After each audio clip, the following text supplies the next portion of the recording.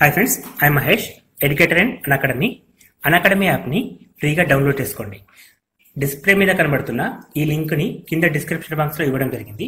ఆ లింక్ని మీరు క్లిక్ చేయడం ద్వారా మమ్మల్ని ఫాలో చేయవచ్చు. అండ్ మేము అర్థమెటిక్స్ అండ్ రీజనింగ్ నుంచి ప్రతి టాపిక్ పైన షార్ట్కట్స్తో కూడిన ట్రిక్స్ని అప్లోడ్ చేయడం జరుగుతుంది. మా ఛానల్ యొక్క అప్డేట్స్ని పొందాలనుకుంటే సబ్స్క్రైబ్ బటన్ పైన క్లిక్ చేయండి, పక్కనున్న బెల్ ఐకాన్ పైన క్లిక్ చేయండి.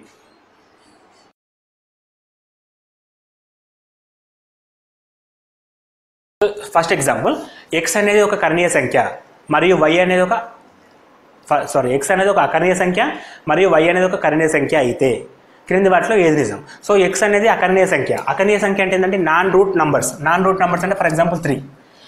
వై అనేది ఒక కర్ణీయ సంఖ్య, సో ఒక 5 తీసుకుందాం, రూట్ 5 తీసుకుందాం. ఇది అకర్ణీయ సంఖ్య, ఇది కర్ణీయ సంఖ్య. క్రింది వాటిలో ఎక్స్ ప్లస్ వై మరియు ఎక్స్ వైలు కర్ణీయ సంఖ్యలు. సో ఎక్స్ ప్లస్ వై చేసినప్పుడు మనకి 3 + √5 చేయాలి, అండ్ ఎక్స్ వై చేస్తే 3 × √5 చేయాలి. ఈ రెండు కూడా మళ్ళీ కర్ణీయ సంఖ్యలు వస్తున్నాయండి. సో ఫస్ట్ కండిషన్ అనేది కరెక్ట్ అండి. సో మనం ఫస్ట్ కండిషన్స్ రైట్ తప్ప తెలుసుకోవాలి కంపల్సరీ. ఇక్కడ ఫస్ట్ కండిషన్ కరెక్ట్. సెకండ్ ఏమంటుండు, ఎక్స్ ప్లస్ వై మరియు ఎక్స్ వైలు రెండు కూడా అకర్ణీయ సంఖ్యలు అని చెప్పించాడు. ఇవి రెండు కూడా కర్ణీయ సంఖ్యలు కాబట్టి అకర్ణీయ సంఖ్యలు కాదండి. Next example, next point, X Y మరియు ఎక్స్ ప్లస్ వైలు రెండు కరణి లేదా అకర్ణీయ సంఖ్య. కరణి లేదా అకర్ణీయ కాదండి, కరణి లేదా అకర్ణీయ అని చెప్పి ఇవ్వడం జరిగింది. అకర్ణీయంగా రావడానికి ఛాన్సే లేదు. సో అప్పుడు మనం దీనికి కూడా తప్పని చెప్పి తీసుకోవచ్చు. ఎక్స్ ప్లస్ వై కరణి మరియు ఎక్స్ వై కరణి లేదా అకరణి. సో ఎక్స్ ప్లస్ వై అనేది క్లియర్లీ మళ్ళీ కరణి వచ్చింది. ఎక్స్ వై అనేది కరణి కావచ్చు అకరణి కావచ్చు అని చెప్పాను. అంటే మనకి క్లియర్గా ఈ కండిషన్ కూడా తప్పండి. సో మనకి కండిషన్స్ని రైటా రాంగ్ అని చెప్పి ఐడెంటిఫై చేయడం ఇంపార్టెంట్. ఇక్కడ బేసిక్స్ మాత్రమే ఉపయోగపడతాయి. ఇంతకుముందు నేర్చుకున్న బేసిక్స్లో ఈ పాయింట్స్ కవర్ కావడం జరుగుతుంది. నెక్స్ట్ క్వశ్చన్, క్రింది వాణిలో సరి అయినది ఏది? ఫస్ట్ కండిషన్, 1 అనేది ప్రధాన సంఖ్య కాదు మరియు సంయుక్త సంఖ్య కాదు. ఇది కరెక్ట్ స్టేట్మెంట్ అండి. ఎందుకంటే మనం ఇంతకుముందు డిస్కస్ చేసినాం, 1 అనేది ప్రధాన సంఖ్య కాదు మరియు సంయుక్త సంఖ్య కాదు. ఎందుకు కాదు? By the definition of prime number ఖచ్చితంగా 2 ఉండాలి, 2 మాత్రమే ఉండాలి. కాంపోజిట్ నెంబర్ ఏంది? 2 కంటే ఎక్కువ ఉండాలి. 2 కంటే ఎక్కువ అంటే 3 నుంచి స్టార్ట్ చేస్తే n ఉండొచ్చు.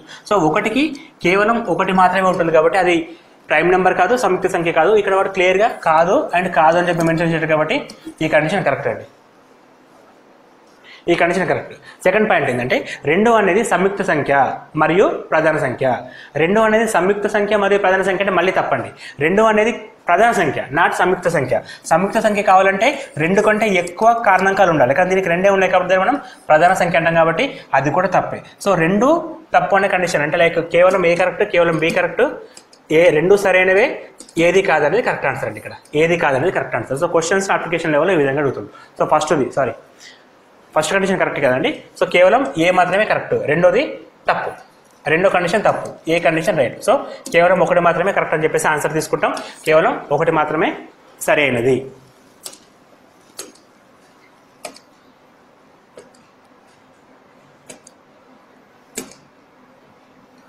నెక్స్ట్ క్వశ్చన్, గరిష్ట 4 అంకెల సంఖ్య యొక్క ప్రధాన కారణాంకాల లబ్దంలో గల ప్రధాన సంఖ్యలు. సో గరిష్ట 4 అంకెల సంఖ్య అంటే 9, 9, 9, 9. వీటి లోపల ఉండే ప్రధాన కారణాంకాల లబ్ధాలలో ప్రధానాంకాల సంఖ్య. సో ఫస్ట్ ఎన్ని ప్రైమ్ నెంబర్స్ ఉంటాయి? ఇక్కడ ప్రైమ్ ఫ్యాక్టరైజేషన్లో ఎన్ని ప్రైమ్ నెంబర్స్ ఉంటాయి? సో ఫస్ట్ ప్రైమ్ ఫ్యాక్టర్ లెక్క రాయాలి దీన్ని, అంటే ప్రధాన సంఖ్యల కారణాంకాల రూపంలో రాయాలి. సో 3 × 3, 3, 3. నెక్స్ట్ 3 × మళ్ళీ అగైన్ 3 × 1, 1, 1. సో క్లియర్లీ ప్రైమ్ నెంబర్తో రాయాలంటే 3 తర్వాత 5 కాదు, 5 తోటి పోదు, 7 తోటి కూడా పోవట్లేదు, 9 ప్రధాన సంఖ్య కాదు, 11 తోటి చెక్ చేస్తున్నా. 11 తోటి చెక్ చేస్తే 11 × 1 = 11, 0, 11 × 1 = 1. సో 101 రావడం జరుగుతుంది. సో ఇక్కడ మనకి 3² 11 101 అనేది నెంబర్ రావడం జరిగింది. సో ఇక్కడ ఉండే డిఫరెంట్ ప్రైమ్ నెంబర్స్ ఎన్ని? 1, 2, 3 అంటే 3 ప్రైమ్ నెంబర్స్ ఉన్నాయి. అండ్ మళ్ళీ ఇదే క్వశ్చన్ని దీనికి గల కారణాంకాలు ఎన్ని అంటే గరిష్ట 4 అంకెల సంఖ్య యొక్క కారణాంకాలు ఎన్ని అని అడిగితే అప్పుడు మనం ఏం చేయాలి? పైన 2 ఉంది కాబట్టి 2 + 1, నెక్స్ట్ ఇక్కడ 1 ఉంది కాబట్టి 1 + 1, అండ్ లాస్ట్ 1 ఇక్కడ 1 ఉంది కాబట్టి 1 + 1 తీసుకుంటాం. సో 2 + 1 3 అవుతుంది, ఇంటూ 2 × 2, 3 + 2 6, 6 + 2 12 వస్తుంది. అంటే మొత్తం మనకి 12 కారణాంకాలు ఉంటాయి ఈ నెంబర్కి. ఇక్కడ మనకి కారణాంకాలు అడగలేదు, ఎన్ని ప్రధాన సంఖ్యలు అంటే ఇక్కడ 3 ప్రధాన సంఖ్యలు డిఫరెంట్ దొరికినాయి మనకి. సో ఇట్లా కూడా క్వశ్చన్స్ ఫామ్ అవుతాయి. నెక్స్ట్ క్వశ్చన్ 1729 సంఖ్య యొక్క ప్రధాన కారణాంకాల మొత్తం. ఇక్కడ ప్రధాన కారణాంకాల మొత్తం అడిగాడు. సో మొత్తం కూడా ఫైండ్ అవుట్ చేయొచ్చు. మనకు 1729 తీసుకుంటే సో 1729 అనేది ఫస్ట్ 3 టేబుల్ తోటి క్యాన్సిల్ అయ్యేటట్లేదు. ఎందుకంటే 3 టేబుల్లో 3 15 2 మిగులుతుంది 22 21 19 3 టేబుల్లో క్యాన్సిల్ కాదు. 5 అండ్ తోటి ఇట్లా క్యాన్సిల్ కాదు. నెక్స్ట్ 7 తోటి చూద్దాం. 7 తోటి క్యాన్సిల్ చేస్తే 7 2 14 3 మిగులుతుంది 32 7 4 28 4 ఉంటుంది 49 7 7 49. ఓకే 7 ఇంటూ 247 అండ్ అగైన్ 247 అనేది 3 తోటి క్యాన్సిల్ కాదు, 4 తోటి 5 తోటి కాదు, 7 తోటి కూడా కావట్లేదు, 9 అండ్ 11 తోటి కావట్లేదు, 13 తోటి. సో 13 1 13 11 మిగులుతుంది 117 13 9 117. సో ఇక్కడ 7 13 19 ఈ 3 నెంబర్స్ కూడా ప్రైమ్ నెంబర్స్ అండి. సో ఇట్లా ప్రైమ్ నెంబర్స్ వచ్చిన తర్వాత వీటి సమ్ తీయాలి. ఇప్పుడు మనం 7 + 3 20 20 + 19 39 ఆన్సర్ 39 అనేది ఆన్సర్ రావడం జరుగుతుంది. సో ఇక్కడ ప్రధాన కారణాంకాల లోపల ఉండే నెంబర్స్ సమ్ అడిగాడు. సో నెక్స్ట్ క్వశ్చన్ పరస్పర ప్రధానాంకాలు A మరియు Bల గాసాబా. సో గరిష్ట సామాన్య భాజకం అనేది ఏ విధంగా తీస్తామంటే సో 2 నెంబర్స్ ప్రైమ్ నెంబర్స్ 3, 5 తీసుకుంటే ఈ 2 ప్రైమ్ నెంబర్స్కి హెచ్సిఎఫ్ ఫైండ్ అవుట్ చేయాలంటే సో ఒక నెంబర్ ఉన్నా ఆటోమేటిక్గా 1 అవుతుంది. ఈవెన్ 2 నెంబర్స్ ప్రైమ్ నెంబర్స్ అయినా ఆటోమేటిక్గా ఆన్సర్ అనేది 1 వస్తుంది. కాబట్టి 1 for 1. నెక్స్ట్ కనిష్ట బేసి సంయుక్త సంఖ్య. సంయుక్త సంఖ్యలు అంటే మనకి ఇంతకుముందు డిస్కస్ చేసాం. ప్రైమ్ నెంబర్స్ కానివన్నీ కూడా సంయుక్త సంఖ్యలు అని చెప్పి అన్నాం. సో సంయుక్త సంఖ్యలు మనకి 3 ప్రైమ్ నెంబర్ కదా, 4 6 8 9 అండ్ సో ఇట్లా ఉంటాయి. సో ఇలా లీస్ట్ 1 ఎంత అంటే 4 అండి. లీస్ట్ 1 ఎంత 4. కనిష్ట బేసి సంయుక్త సంఖ్య అడిగాడు. సరి సంఖ్యలు కాదు, బేసి సంయుక్త సంఖ్యలు. సో కనిష్ట బేసి సంయుక్త సంఖ్యలు అంటే ఇట్లా మన సంయుక్త సంఖ్యలు రాసుకుంటే అందులో బేసి పదం ఎక్కడ వస్తుంది 9 దగ్గర వస్తుంది. కాబట్టి 9 అనేది ఆన్సర్ అండి. నెక్స్ట్ కనిష్ట సరి ప్రధాన సంఖ్య. సరి ప్రధాన సంఖ్య ఒకటే ఉంటుంది, అది కూడా 2 మాత్రమే. అది కనిష్టమైన గరిష్టమైన అదే అవుతుంది. లాస్ట్ వన్ కనిష్ట సరి సంయుక్త సంఖ్య. ఇప్పుడు చేయాలి. కనిష్ట సరి సంయుక్త సంఖ్య 4 అండి. సో మ్యాచింగ్ అనేది ఈ విధంగా వస్తుంది. సో ఇట్లా మనం క్వశ్చన్స్ని ఇంప్లిమెంట్ లెవెల్లో ప్రాక్టీస్ చేయొచ్చు. నెక్స్ట్ క్వశ్చన్ 2 వరుస పూర్ణాంకాల మధ్య భేదం. పూర్ణాంకాల మధ్య భేదం ఇప్పుడు లైక్ పూర్ణ సంఖ్యలు తీసుకుంటే మనం పూర్ణాంకాలు తీసుకుంటే 3 4 అనేది 2 పూర్ణాంకాలు. డిఫరెన్స్ ఎంత వస్తుంది మనకి 4 - 3 అంటే 1. ఏ 2 నెంబర్ తీసుకుని ఆటోమేటిక్గా 1 రావడం జరుగుతుంది. సో 1 రావడం జరుగుతుంది. ఆ 1 అనేది ఇక్కడ లేదు, కాకపోతే ఇక్కడ బేసి సంఖ్యనే ఉంది. 1 అనేది బేస్ సంఖ్య కాబట్టి మనం బేస్ సంఖ్య అని చెప్పేసి టిక్ చేయొచ్చు. ఎందుకంటే అక్కడ 1 లేదు కాబట్టి 1 అంటే బేస్ సంఖ్య కాబట్టి తీసుకోవచ్చు. 2 వరుస శూన్యేతర పూర్ణాంకాల లబ్ధం. సో ఇక్కడ సేమ్ ఇవి 2 వరుస శూన్యేతర పూర్ణాంకాలు. వీటి లబ్ధం ఏమవుతుంది 12 వస్తుంది. అంటే ఒక సరి సంఖ్య వస్తుంది. సో ఒక సరి సంఖ్య 0ను ఒక శూన్యేతర పూర్ణాంకంతో భాగిస్తే భాగఫలం ఏమవుతుంది అంటే 0 అని వస్తుంది. 0ని దేంతో భాగించినా మళ్ళీ మనకి భాగఫలం 0 రావడం జరుగుతుంది. సో లాస్ట్ వన్ వచ్చేసి కనిష్ట పూర్ణాంకానికి 2ను 3 సార్లు కలపగా వచ్చి ఫలితం. కనిష్ట పూర్ణాంకం ఎంత 0, ఎందుకంటే కనిష్ట పూర్ణాంకం 0. సో దీనికి 2ని 3 సార్లు కలపాలి. 0 + 2 + 2 + 2 విచ్ ఈజ్ ఈక్వల్ టు 6 రావడం జరుగుతుంది. So which is equal to 6 అనేది కరెక్ట్ ఆన్సర్. సో దానికి ఫాలోయింగ్ మ్యాచెస్లో ఏది కరెక్ట్ ఉంటే అది మనం ఐడెంటిఫై చేసి చేయడం జరుగుతుంది. ఇవన్నీ కూడా ప్రీవియస్ క్వశ్చన్స్ అండి. అంటే రీసెంట్గా జరిగిన ఫారెస్ట్ ఎగ్జామ్, అందుకంటే ముందు జరిగిన కానిస్టేబుల్ ఎగ్జామ్స్లో క్వశ్చన్ తీసుకొని ఈ వీడియో చేయడం జరుగుతుంది. నెక్స్ట్ క్వశ్చన్ అకర్ణీయ సంఖ్య 7/25 అయితే 25 అయితే క్రింది వాటిలో ఏది సత్యం అంటే ఒక 7/25 గురించి డిస్కస్ చేయమంటుండు. సో 7/25 అనేది ఎటువంటిది మనం డిస్కస్ చేయాలి. ఇది అంత ముందు దశాంశం అని ఇచ్చాడు, అంటే కంప్లీట్ అవుతుంది. నెవర్ ఎండింగ్ కాదు, కంప్లీట్ అవుతుంది. సో కంప్లీట్ అవుతుంది కాదు అని చెప్పేసి మనకి ఎట్లా తెలియాలి? ఇంతకుముందు డిస్కస్ చేసిన విధంగా దీన్ని 5² × 2² రూపంలో రాయాలి. అంటే 5 × 2లో రాయాలి. సో దీన్ని క్లియర్గా ఇది 5² రాయొచ్చు, ఇంటూ 2² పెడితే పైన 2² పెట్టుకోవచ్చు. సో క్లియర్గా మనకి ఇది ఎండింగ్ అయ్యే ప్రోడక్ట్. సో ఎండింగ్ అయ్యే కావాలంటే అంత ముందు దశాంశం ఇది కరెక్ట్ అండి.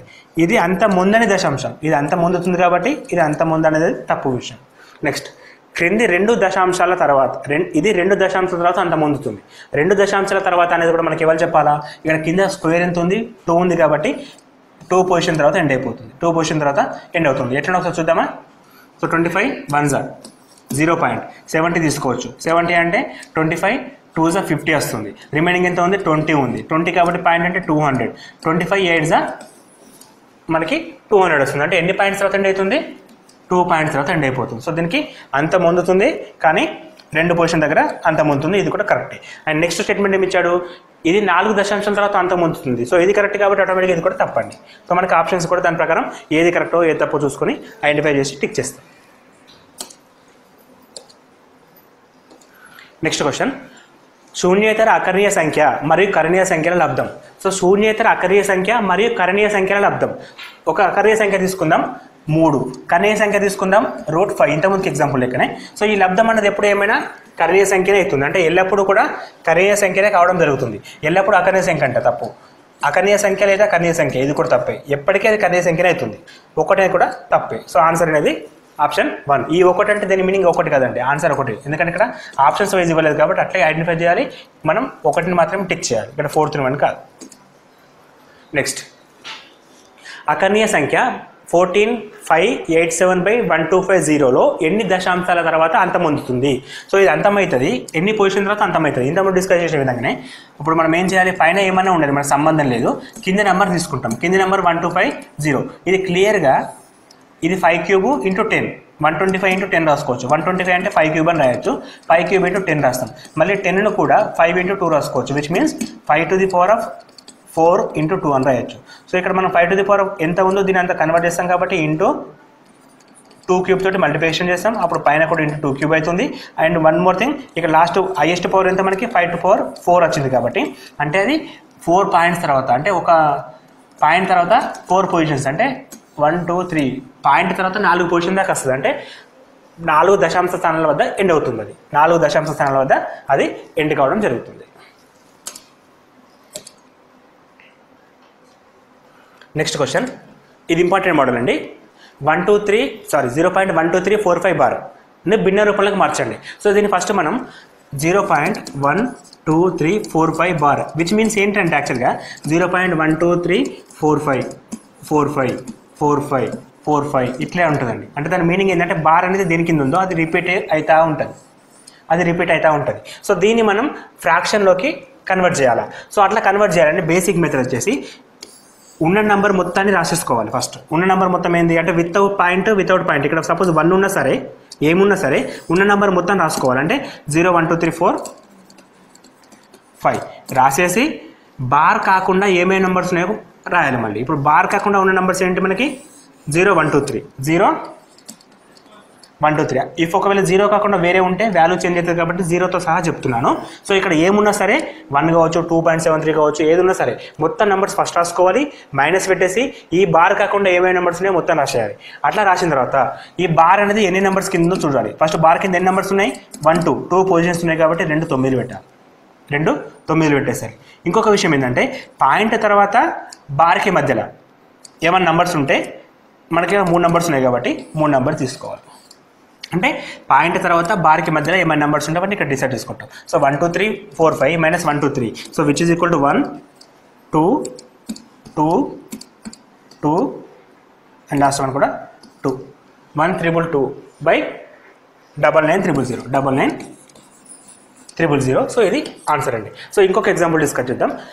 జస్ట్ 1 2 4 బార్ అనేది ఉంది అనుకుంటే సో దీన్ని మనం ఫస్ట్ మొత్తం రాసేయాలి. నెంబర్ 1 2 4 మొత్తం రాసేసిన, మైనస్ బార్ కాకుండా ఏమేమి ఉన్నాయి 12 ఉంది అది కూడా రాసేసిన. తర్వాత ఈ 4 కింద బార్ కింద ఒకటి ఉంది కాబట్టి ఒక 9 తీసుకుంటున్నా. అండ్ బార్ పాయింట్ తర్వాత బార్కి మధ్యలో ఒకటే 0 ఉంది, ఒకటే నెంబర్ ఉంది కాబట్టి ఒక 0 తీసుకుంటున్నా. Which is equal to 124 minus 12 112/90 అండి. 112/90 ఇది ఇంపార్టెంట్ మోడల్ అండి. నెక్స్ట్ మెథడ్, క్రమభిన్నం యొక్క విలువ ఎల్లప్పుడూ కూడా ఒకటి కంటే తక్కువ ఉంటుంది. సో ఇంతకుముందు డిస్కస్ చేసినాం. క్రమభిన్నం అని ఏమంటాం 3/4 ఒక క్రమభిన్నం, 13/17 ఒక క్రమభిన్నం. అంటే లవం విలువ తక్కువ ఉండాలి, హారం విలువ ఎక్కువ ఉండాలి. దీన్ని క్యాన్సల్ చేస్తే కంపల్సరీ 0 పాయింట్ సంథింగ్ వస్తుంది కాబట్టి దాని విలువ ఎల్లప్పుడూ కూడా ఒకటి కంటే తక్కువ. అది అపక్రమ భిన్నం అయితే ఒకటి కంటే ఎక్కువ రావడం జరుగుతుంది. నెక్స్ట్, సమ్ మిక్స్డ్ ఫ్రాక్షన్స్ని యాడ్ చేయమని ఇచ్చాడు. ఇది కూడా ఈజియెస్ట్ మెథడ్స్ ఉంటాయండి. యాక్చువల్ 2 మెథడ్స్ ఉంటాయి. ఫస్ట్ మెథడ్ ఏంటంటే దీన్ని క్రమభిన్నాల్లోకి మార్చి యాడ్ చేయడం, అప్పుడు ఎల్సిఎం అవసరం వస్తుంది. సో అది టైం తీసుకుంటుంది బాగా. సో అట్లా కాకుండా మనకి ఈ నెంబర్స్ని ఫస్ట్ ఇక్కడ ముందుండే నెంబర్స్ 2 + 3 + 1 2 + 3 + 1 ఎంతండి 2 + 3 + 1 2 + 3 5, 5 + 1 6 వస్తుంది. అండ్ ఇక్కడ ప్లస్ పెట్టేసేయండి. ఇప్పుడు లోపల ఉన్న నెంబర్స్ లైక్ 2/3, 1/2, 4/5ని యాడ్ చేయండి. 2/3 + 1/2 + 4/5ని యాడ్ చేయాలి. సో వీటిని యాడ్ చేయాలంటే ఎల్సిఎం మెథడ్ అండి. ఎల్సిఎం వచ్చేసి మనకి 3 × 2 6, 6 × 5 30 వస్తుంది. సో 30 అంటే ఇక్కడ 3 కాబట్టి 10 మిగులుతుంది 20, ప్లస్ ఇక్కడ 15, ప్లస్ ఇక్కడ 6, 6 4 = 24. అండ్ అగైన్ ఇక్కడ 6 ప్లస్ అలాగే ఉంటుంది. ఫస్ట్ 6 + 20 + 24 44, 44 + 15 54, 59 అండి. 44, 54, 59. సో 59/30. సో 59/30ని మనం క్యాన్సిల్ చేసుకునే ఫెసిలిటీ ఉంది కాబట్టి 1 క్యాన్సిల్, 30 టేబుల్తో క్యాన్సిల్ చేస్తే 31 = 30. రిమైండర్ ఎంత వస్తుంది మనకి? 29 వస్తుంది. సో దీన్ని మనం ఈ 1 దీనికి యాడ్ చేసుకోవచ్చు. అంటే 7 + 29/30 అని చెప్పి రాయొచ్చు, విచ్ ఇస్ ఈక్వల్ టు 7 29/30 అని చెప్పి ఫైనల్ ఆన్సర్ అండి. 7 29/30 అనేది ఫైనల్ ఆన్సర్. యాక్చువల్గా ఇది జనరల్గా చేస్తే ఇంకా చాలా టైం తీసుకుంటుంది. ఇలా చేయడం ద్వారా ప్లస్ పాయింట్, ఎందుకంటే నేను ఫస్ట్ కన్వర్ట్ చేయాలి క్రమబిండాల్లోకి. కన్వర్ట్ చేసిన తర్వాత ఎల్సిఎం చేయాలి, వచ్చినాక మళ్ళీ క్యాన్సిల్ చేయాలి. ఎందుకంటే ఇక్కడ అన్ని కూడా మిశ్రమ భిన్నాలు ఉన్నాయి. సో ఇక్కడ మనకి 7/29 అనేది ఆన్సర్ అని చెప్పేసి ఈ మిశ్రమ భిన్నం ప్రకారమే చేస్తున్నాం, సరిపోతుంది. అండ్ వన్ మోర్ థింగ్, ఇక్కడ నెంబర్స్ కొంచెం పెద్దగా ఉన్నాయి కాబట్టి టైం ఎక్కువ తీసుకుంది. అలా కాకుండా చిన్న నెంబర్స్ ఉంటే సింపుల్గా అయిపోతుంది. ఫర్ ఎగ్జాంపుల్ ఇంకోటి తీసుకుందాం. 3 1/2 - 4 3/4 ఉంది అనుకుందాం. 3 1/2 - 4 1/4 తీసుకుందాం. సో ఇట్లా ఉంటే ఫస్ట్ 3 - 4 -1 వచ్చేస్తుంది, ప్లస్ 1/2 1/4 1/2 - 1/4 1/2 - 1/4 అంటే హాఫ్లకని అండ్ హాఫ్ అండ్ హాఫ్ తీసేస్తే హాఫ్ వస్తుంది. అంటే -1 + 1/2 -1 + 1/2 అంటే 0.5, విచ్ ఇస్ ఈక్వల్ టు 1/2 వస్తుంది. సో ఆన్సర్ ఈజ్ 1/2 అని చెప్పేసి క్లారిఫై చేయొచ్చు. నెక్స్ట్ ఎగ్జాంపుల్, మొదటి 10 సరి సహజ సంఖ్యల సగటు. సో ఇంతకుముందుకు చేసిన మెథడ్ అండి. మొదటి 10 సరి సహజ సంఖ్యల సగటు డైరెక్ట్గా n+1 ఫార్ములా. n+1 అంటే 10 కాబట్టి ఆన్సర్ 11. వెరీ సింపుల్గా చేయొచ్చు. ఇప్పుడు మనకి అది తెలియకపోతే చాలా ప్రాబ్లం అవుతుంది. నెక్స్ట్, మొదటి n బేసి సహజ సంఖ్యల మొత్తం అడిగిండు. మొత్తానికి ఫార్ములా n², సగటుకు యావరేజ్కి ఫార్ములా n అని చెప్పి వాడతాం. నెక్స్ట్ క్వశ్చన్, 3 వరుస సరి సహజ సంఖ్యల మొత్తం 48. ఆ మూడిట్లో గరిష్ట సంఖ్య ఏది? సో ఎప్పుడైతే మొత్తం ఇచ్చాడో మనం ఫస్ట్ యావరేజ్ ఫైండ్ అవుట్ చేయాలి. యావరేజ్ ఈక్వల్ ఏమవుతుంది మనకి 48/3 అది 16 వస్తుంది. సో ఇప్పుడు ఈ 16 అనేది యావరేజ్ వేటికి? 3 వరుస సరి సహజ సంఖ్యలు. సో వరుస సంఖ్యలు కాబట్టి ఇది మిడిల్ నెంబర్ అవుతుంది. పైన ఒక సంఖ్య సరి సంఖ్య, కింద ఇంకో సరి సంఖ్య. సో నంబర్స్ వచ్చేసి 14, 16, 18 అండి. సో యావరేజ్ అనేది ఎప్పుడు మిడిల్లో ఉంటుంది, ఎప్పుడు కూడా మిడిల్లోనే ఉంటుంది. సో మనకి 16 కాబట్టి 16 మిడిల్లో ఉంటుంది, పైన 14, కింద 18. సో అడిగిన నెంబర్ గరిష్ట సంఖ్య కాబట్టి 18 తీసుకుంటాం, కనిష్ట అంటే 14 తీసుకుంటాం. క్రింది వాటిలో ఖచ్చిత వర్గ సంఖ్యలో సో ఇక్కడ ఈ 16 క్వశ్చన్ తోటి ఆపేస్తున్నామండి. సో ఇట్లా ఈ విధంగా బేసిక్స్ మన కాన్సెప్ట్స్ బాగా గ్రిప్ ఉంటే ఏ క్వశ్చన్స్ అయితే సాల్వ్ చేయొచ్చు. అంటే మనం ఒక టాపిక్ తీసుకుంటే ఆ టాపిక్ సంబంధించిన బేసిక్స్ పైన పూర్తి గ్రిప్ తోటి చదవడం స్టార్ట్ చేయాలి. అంటే బేసిక్స్ అంటే మనం ఫర్ ఎగ్జాంపుల్ ఒక టెక్స్ట్ బుక్ తీసుకుంటే ఎక్సర్సైజ్కు ఎగ్జాంపుల్స్ కంటే ముందు కొంచెం మ్యాటర్ ఉంటుందండి. సో ఆ మ్యాటర్ని మనం చదువుకుంటే బేసిక్స్ కవర్ అవుతాయి. సో ఆ విధంగా చదవడం ద్వారా బేసిక్స్ అంటే కవర్ అవుతాయి. అండ్ బేసిక్స్ పర్ఫెక్ట్గా ఉంటే అప్లికేషన్ లెవెల్ క్వశ్చన్స్ని సాల్వ్ చేయొచ్చు.